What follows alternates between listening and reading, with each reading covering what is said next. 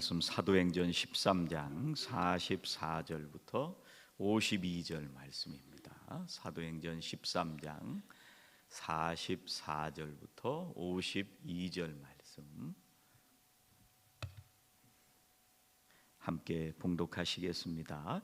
그 다음 안식일에는 온 시민이 거의 다 하나님의 말씀을 듣고자 하여 모이니 유대인들이 그 무리를 보고 시기가 가득하여 바울이 말한 것을 반박하고 비방하거나 바울과 바나바가 담대히 말하여 이르되 하나님의 말씀을 마땅히 먼저 너희에게 전할 것이로되 너희가 그것을 버리고 영생을 얻기에 합당하지 않은 자로 자처하기로 우리가 이방인에게로 향하노라.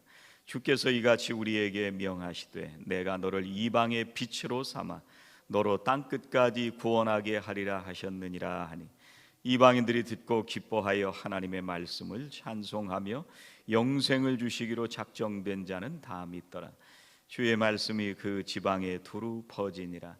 이에 유대인들이 경건한 귀부인들과 그 시인의 유력자들을 선동하여 바울과 바나바를 박해하게 하여 그 지역에서 쫓아내니 두 사람이 그들을 향하여 발에 티끌을 떨어버리고 이고니온으로 가거늘 제자들은 기쁨과 성령이 충만하니라. 아멘. 제가 성지 순례를 다녀온 적은 없습니다. 그렇지만 성경을 보면서 또 많은 그 유튜브도 있잖아요. 그런 영상도 보고 또 지도들을 살펴보면서 이 사도들이 얼마나 정말 어려운 가운데서 복음을 전했나 하는 것을 정말 절감하게 됩니다. 이 지도를 한번 보여주시겠어요? 그 앞에 지도를 한번 보여주세요. 이거 말고, 이걸 보시면 예전에 한번 오늘 본문 말씀 다음에 있는 말씀을 우리가 묵상을 할 때 그때 한번 요 모습을 보여드린 적이 있습니다. 이제 그 그린 색깔이 시작되는 데서 안디옥이 보이세요? 오른쪽 중앙에 안디옥. 저기서부터 이제 바울의 1차 전도 여행이 출발이 됩니다. 실루기아로 가서 저 섬으로 가는데요. 저 섬에 가서 왼쪽 밑에 바보, 이거 우리나라 말 바보가 아닙니다. 그 저쪽 발음으로 바보예요. 그리고 이제 올라가면 저기 노란 점이 버가라는 곳에 갑니다. 이제 거기서 이 뒤에 사도행전을 보면 그 사도 바울이 여기서 좀 아파요. 풍토병에 걸린 그런 얘기들을 합니다. 아픈 얘기가 나오는데 이제 거기서부터 떠나서 위로 안디옥이라는 데로 넘어갑니다. 근데 잠깐 아까 보셨지만 그 굉장히 높은 타우루스 산맥이라는 걸 넘어가야 저 안디옥이라는 데까지 갑니다. 그리고 이제 예전에 말씀을 나눌 때 우리가 묵상했던 것처럼 안디옥에서 쫓겨나서 이고니온 가고 루스드로와 더베까지 갔다가 죽을 뻔하다가 버려졌는데 저기서 거꾸로 다시 루스드라로 가고 이고니온 거꾸로 돌아오는 그런 말씀 기억나세요? 그런데 오늘은 어디에서 일어난 일들이냐면 저기 왼쪽 위에 안디옥, 저거는 비시디아 지역에 있는 안디옥입니다. 여기서 일어나는 얘기예요. 거기서 이제 쫓겨나서 이고니온으로 가는 그때 얘기입니다. 비시디아 안디옥에서 사도 바울이 복음을 전하게 되는데요. 수많은 사람들이 복음을 듣게 됐습니다. 그런데 유대교 지도자들이 시기해서 바울을 비방하면서 해당에서 설교를 못하게 방해를 했습니다. 그래서 바울이 이제 회당에서 못하니까 회당 밖에 나와가지고요, 유대인이든지 헬라인이든지 막 복음을 전하는 거예요.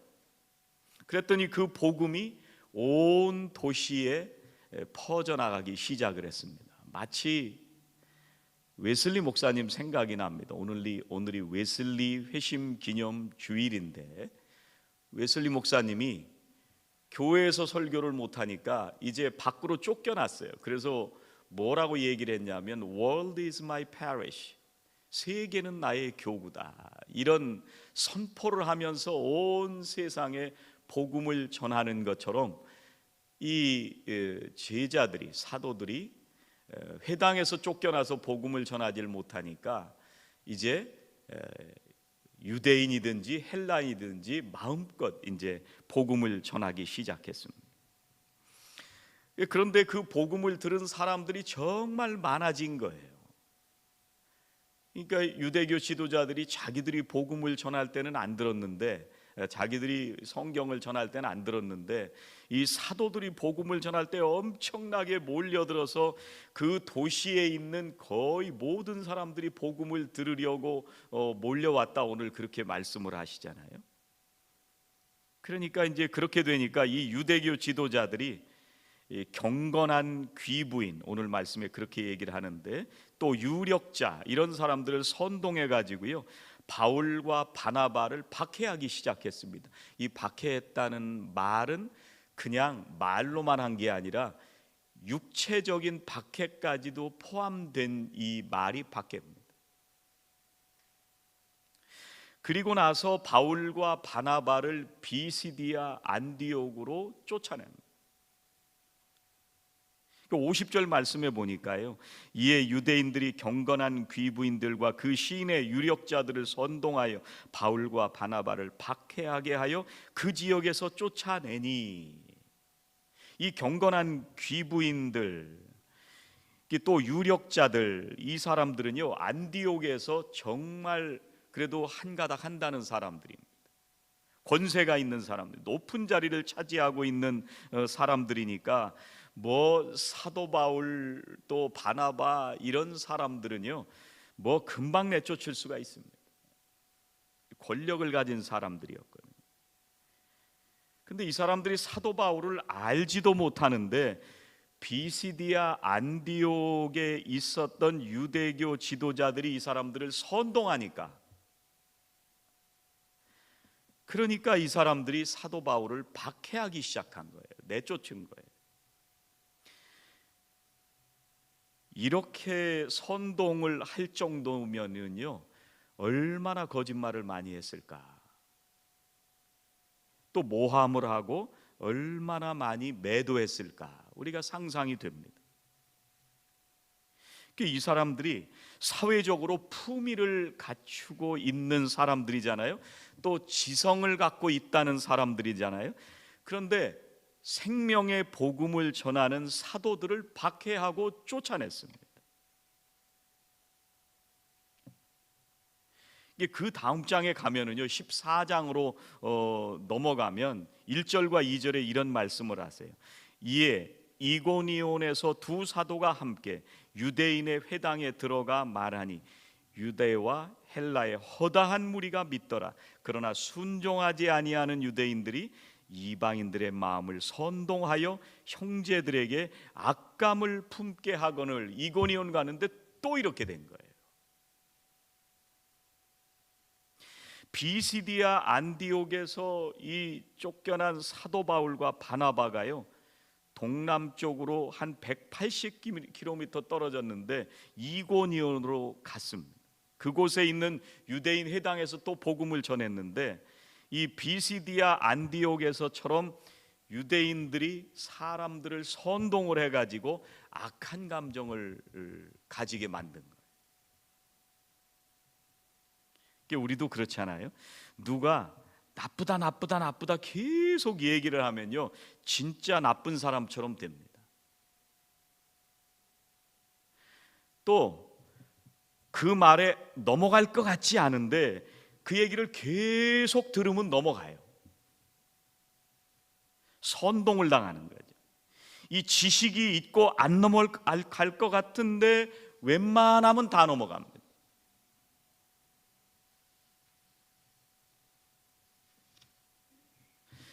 옛날에요 이스라엘 사람들이 가데스, 가데스까지 이제 애굽에서부터 나와서 가데스까지 왔습니다. 12명의 정탐꾼을 보내잖아요. 그 사람들이 돌아와서 10명은 뭐라고 했냐면 우리가 저 사람들을 못 쳐들어간다, 우린 메뚜기다, 이렇게 얘기를 합니다. 그런데 여호수아와 갈렙은 할 수 있다, 이렇게 얘기를 했어요. 그런데 이 이스라엘 사람들이 10명의 정탐꾼들이 하는 말에 선동이 돼가지고요, 진실을 말하고 있는 이 여호수아와 갈렙을 돌로 쳐 죽이려고 하잖아요.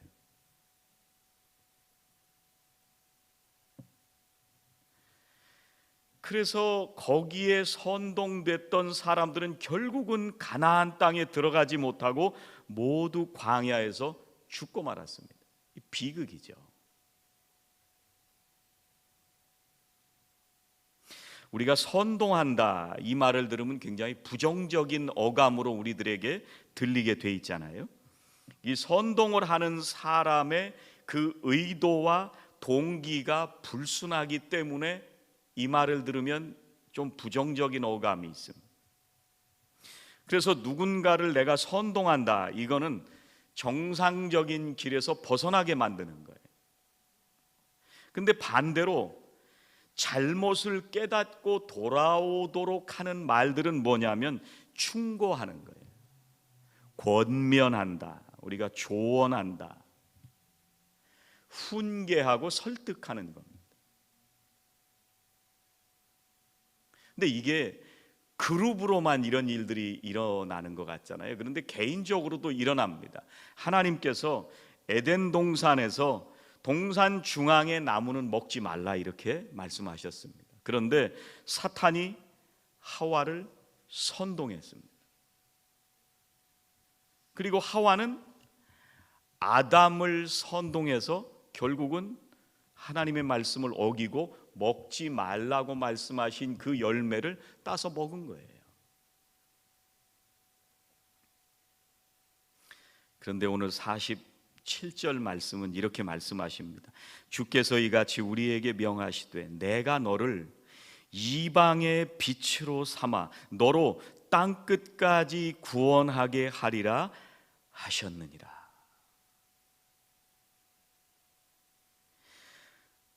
우리가 하나님의 말씀 가운데 살아가면은요, 하나님께서는 우리를 성령으로 인도해 주십니다. 우리 입장에서 보면은요, 여러 가지 환경의 변화들이 일어납니다. 어떤 때는 복음의 역사가 일어나기도 하지만 어떤 때는 고난과 박해 때문에 복음을 전하는 데에서 쫓겨나야 될 때도 있습니다.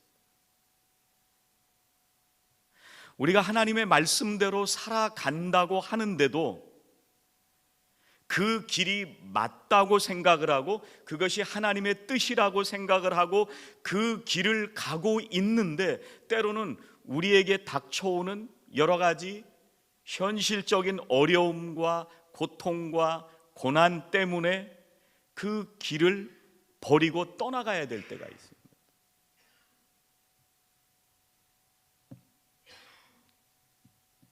그런데 하나님께서는 뭐라고 말씀하시냐면 이방의 빛을 전하게 하시려 한다. 분명히 바울과 바나바에게는 길이 막히고 박해가 있고 거기서 쫓겨났어요. 그런데 복음을 전하는 하나님의 뜻을 이루어드리며 살려고 하는 그 뜻 안에 이 사도들이 있다 보니까 하나님께서 이 제자들이 쫓겨났지만 여전히 하나님의 복음을 전하는 그 길로 가게 해주시는 거예요. 여러분, 우리도 마찬가지입니다. 어떤 때는 내가 믿음의 길을 갈 때 힘들고 지칠 때가 있습니다. 내가 주님의 사역을 감당하고 주의 일을 잘 하려고 애를 쓰고 헌신을 하는데도 불구하고 어떤 때는 우리들에게 고난과 역경이 닥쳐와서 포기하고 싶을 때가 있습니다. 그만두고 싶을 때가 있어요. 그런데 그런 상황이 벌어져서 내가 그 일을 못하게 되더라도 내가 하나님의 뜻을 이루어드리며 살려고 하는 마음을 계속 가지고 있으면 하나님은 그 상황까지도 바꾸셔서 하나님의 뜻을 이루어 가게 하시는 것이 하나님이십니다. 그걸 성령님께서 그렇게 인도해 주시는 거예요.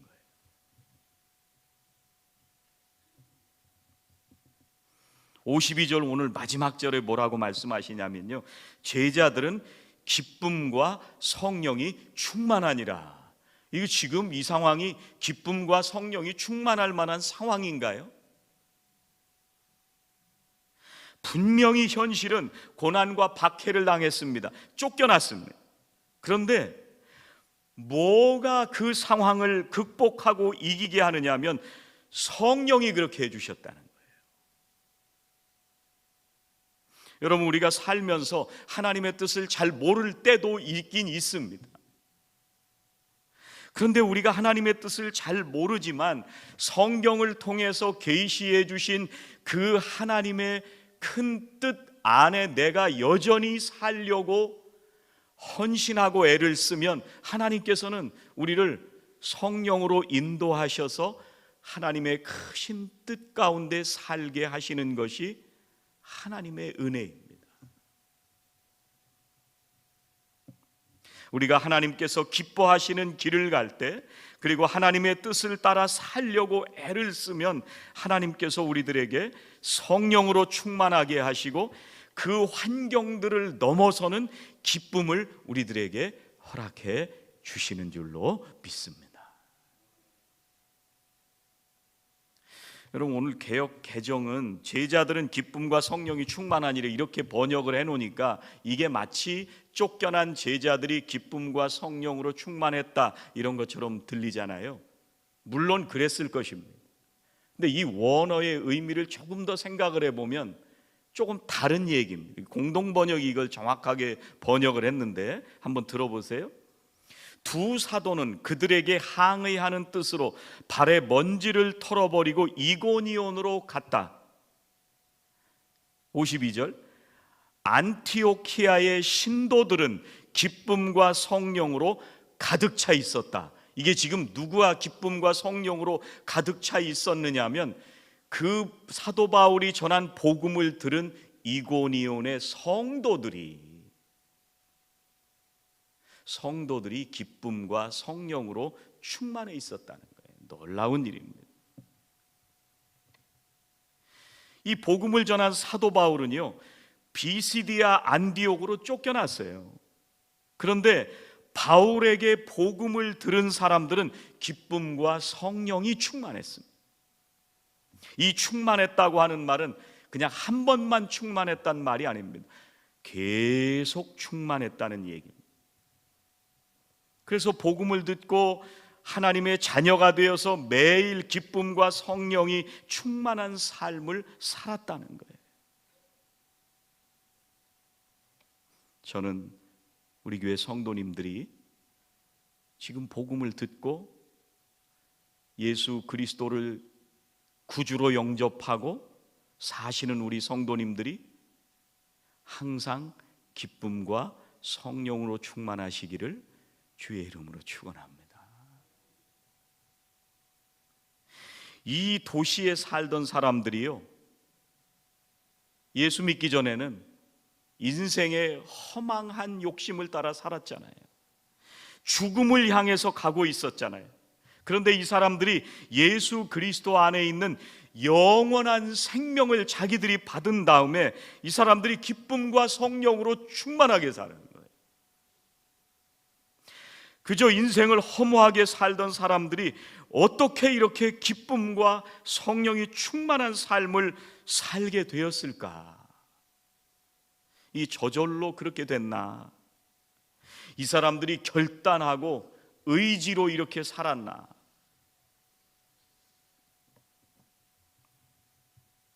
이 사람들이 이렇게 살 수 있었던 거는요, 딱 한 가지 때문에 그렇습니다. 사도 바울이 목숨을 걸고 자기를 희생해서 헌신하고 복음을 전해 주었기 때문에 이렇게 될 수 있었던 거예요.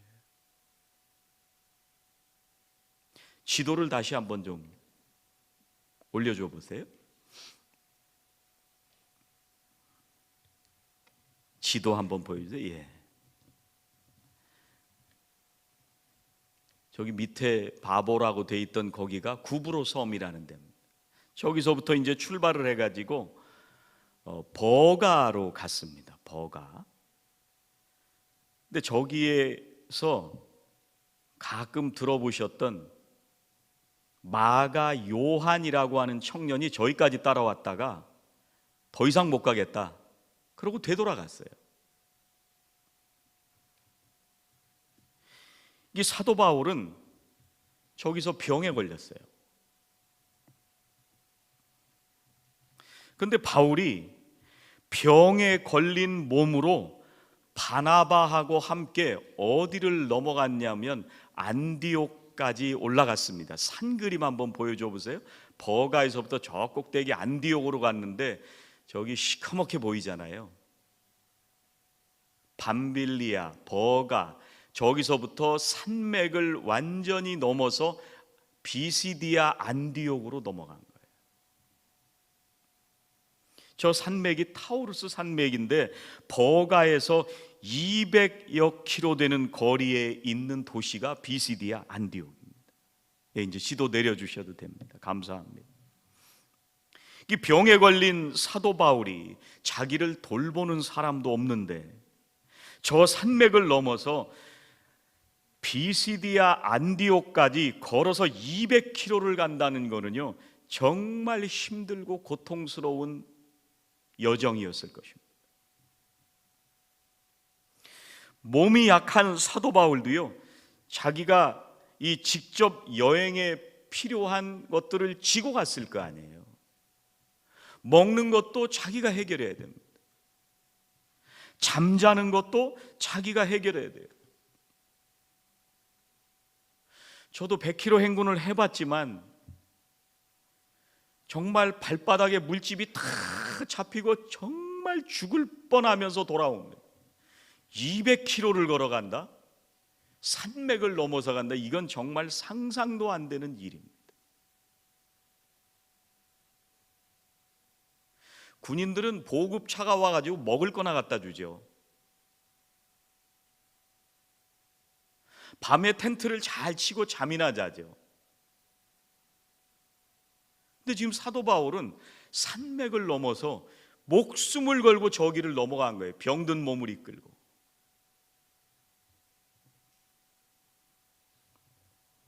그런데 바울은 그 길을 포기하지 않은 거예요.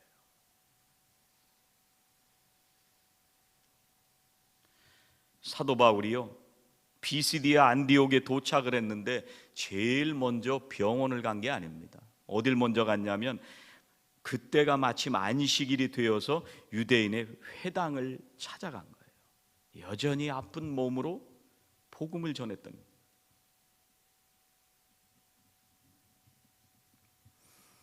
자기는 쫓겨나고 고통 속에 살아가는데, 그런데 오직 이 비시디아 안디옥 사람들에게 주님의 사랑과 영원한 생명을 주는 그 복음을 전하기 위해서 자기를 희생하고 헌신한 것.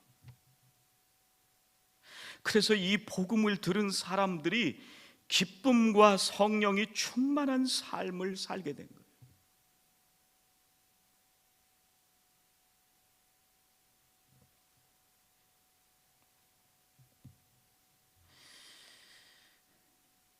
사도 바울이 그 옛날에 이렇게 했던 이 헌신은 아마 지금 우리들도 동일하게 하고 있는 그런 일들이라고 생각이 됩니다. 지난번에 우리들이 선교를 위해서 EM 청년들이 거라지 세일을 했습니다. 일주일 동안 모으고 정리하고 또 그거를 다 분류해서 내어놓고 그리고 세일을 했습니다. 많이 팔았더라고요. 또 예상하지도 못했는데 수잔나가 목걸이를 만들어 와가지고요, 그거를 그 아침부터 와서 계속 그걸 팔고, 제 생각엔 그걸 전부 헌금한 것 같아요.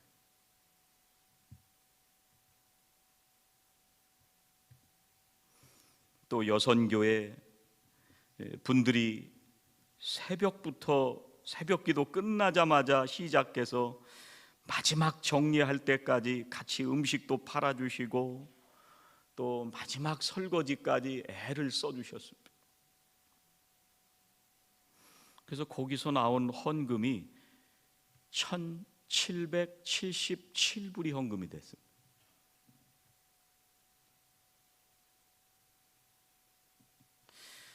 또 이렇게 파는 분들뿐만 아니라 우리 성도님들이 찾아오셔서 그걸 사주시고 또 격려해 주시고 선교를 위해서 함께 기도하시면서 우리 모두가 하나 되어서 이 귀한 헌금을 하나님 앞에 올려드렸습니다.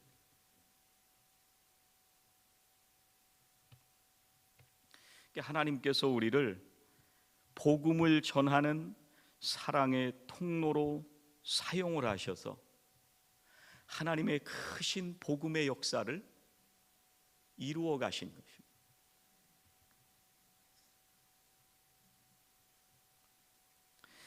사도 바울은 이 비시디아 안디옥에 있는 사람들을 사랑해서 복음을 전하기 위해서 목숨을 걸었습니다. 사랑한다는 건 언제나 그런 것 같아요.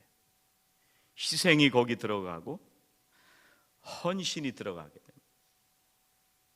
사랑하게 되면은요, 사랑하는 사람을 위해서 나를 희생하고 내가 가진 것을 희생하고 헌신하게 됩니다. 부모님들이 자기를 희생해서 자식을 키워 주셔서 우리가 살고 있는 거예요. 부모님들이 그 희생하는 것을 아까워한다면, 주저한다면 아마 자녀들은 건강하게 자라지 못할 것입니다. 주님께서도 우리를 사랑하셔서 죄 속에 살아가는 우리를 살려내시기 위해서 십자가에 달려 죽으셨습니다. 그리고 자신을 희생하셔서 우리에게 생명을 주셨습니다.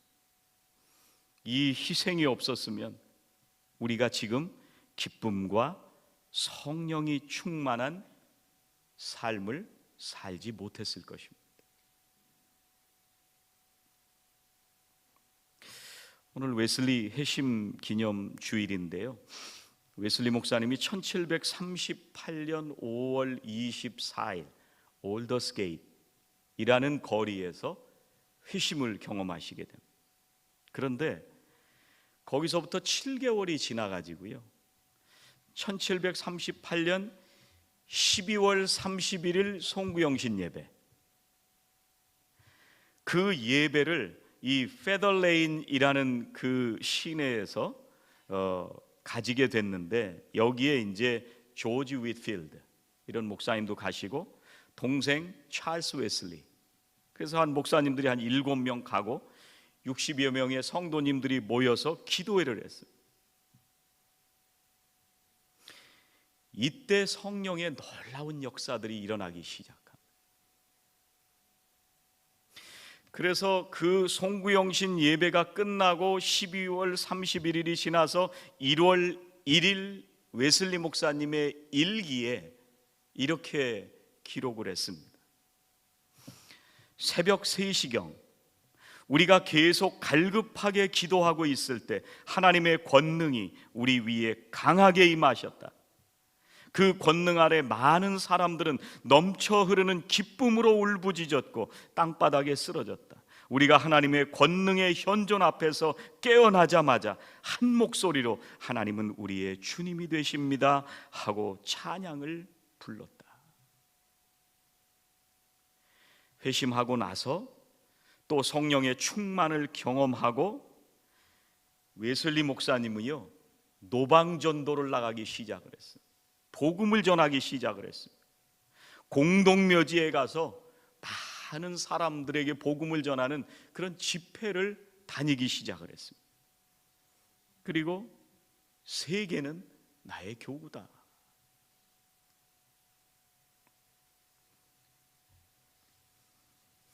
여러분, 신앙인들은 누구나 기쁨과 성령이 충만한 삶을 나 혼자 사는 사람들이 아닙니다.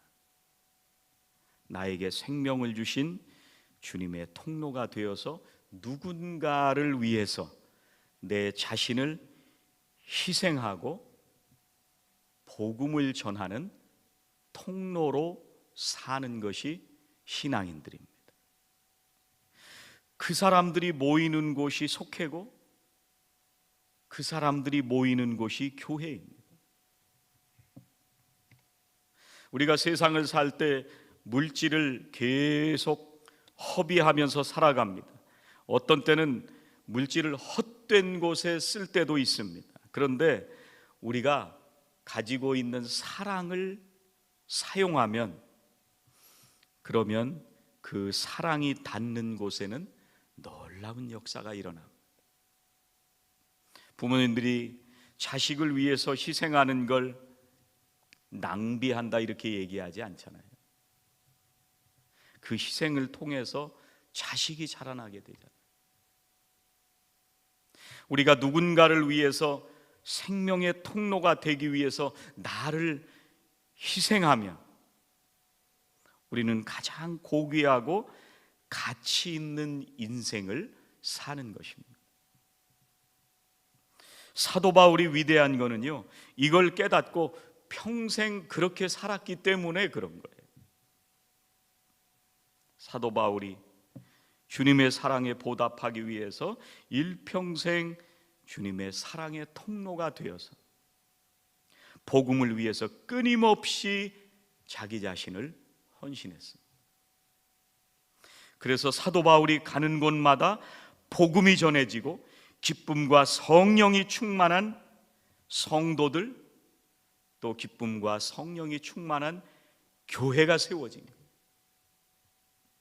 사랑하시는 우리 성도님들을 통해서 한 생명이 살아나고 교회가 세워지는, 성령이 역사하시는 복된 통로로 살아가시기를 주의 이름으로 축원합니다. 기도하시겠습니다. 하나님, 우리가 말씀으로 살아가는 현실은 너무나 힘들고 지칠 때가 있습니다. 어떤 때는 비방과 박해가 닥쳐올 때도 있습니다. 힘든 현실 앞에서 편한 것을 찾아 안주하지 않도록 주님, 우리들을 깨워 주시옵소서. 하나님 기뻐하시는 뜻 가운데 살기 원할 때마다 우리들에게 허락하시는 한없는 기쁨과 성령으로 충만하게 하여 주시옵소서. 우리의 헌신을 통하여 복음이 증거될 때마다 그곳에도 동일한 성령의 역사가 이루어지게 하여 주시옵소서. 예수님의 이름으로 기도하옵나이다. 아멘.